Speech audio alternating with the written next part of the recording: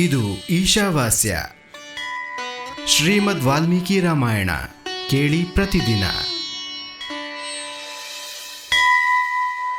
ಶ್ರೀ ಗುರುಭ್ಯೋ ನಮಃ. ಹರಿ ಓಂ. ಇದು ಶ್ರೀಮದ್ ವಾಲ್ಮೀಕಿ ರಾಮಾಯಣದ ಮಹಾತ್ಮೆಯ ಮಾಘ ಮಾಸದಲ್ಲಿ ರಾಮಾಯಣ ಶ್ರವಣದ ಫಲ, ರಾಜ ಸುಮತಿ ಮತ್ತು ಸತ್ಯವತಿ ಪೂರ್ವಜನ್ಮದ ಇತಿಹಾಸ ಎಂಬ 3ನೇ ಅಧ್ಯಾಯ, ಭಾಗ 1. ಸನತ್ಕುಮಾರರು ಹೇಳುತ್ತಾರೆ, ಬ್ರಹ್ಮರ್ಷಿ ನಾರದರೆ, ತಾವು ಈ ಅದ್ಭುತ ಇತಿಹಾಸವನ್ನು ಹೇಳಿರುವಿರಿ. ಈ ರಾಮಾಯಣದ ಮಹಾತ್ಮ್ಯವನ್ನು ಪುನಃ ವಿಸ್ತಾರಪೂರ್ವಕವಾಗಿ ವರ್ಣಿಸಿರಿ. ತಾವು ಕಾರ್ತೀಕ ಮಾಸದಲ್ಲಿನ ರಾಮಾಯಣದ ಶ್ರವಣದ ಮಹಿಮೆ ತಿಳಿಸಿದಿರಿ. ಈಗ ಕೃಪೆಯಿಟ್ಟು ಬೇರೆ ಮಾಸದ ಮಹಾತ್ಮೆಯನ್ನು ತಿಳಿಸಿರಿ. ಮುನಿಯೇ, ತಮ್ಮ ವಚನಾಮೃತದಿಂದ ಯಾರಿಗೆ ತಾನೇ ಸಂತೋಷವಾಗುವುದಿಲ್ಲ?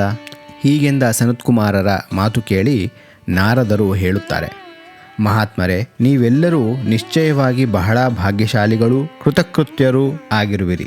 ಇದರಲ್ಲಿ ಸಂಶಯವೇ ಇಲ್ಲ. ಏಕೆಂದರೆ ನೀವು ಭಕ್ತಿಭಾವದಿಂದ ಭಗವಾನ್ ಶ್ರೀರಾಮನ ಮಹಿಮೆಯನ್ನು ಕೇಳಲು ಉದ್ಯುಕ್ತರಾಗಿರುವಿರಿ. ಭಗವಾನ್ ಶ್ರೀರಾಮನ ಮಹಾತ್ಮ್ಯದ ಶ್ರವಣವು ಪುಣ್ಯಾತ್ಮ ಪುರುಷರಿಗೆ ಪರಮ ದುರ್ಲಭವೆಂದು ಬ್ರಹ್ಮವಾದಿ ಮುನಿಗಳೇ ತಿಳಿಸಿರುವರು.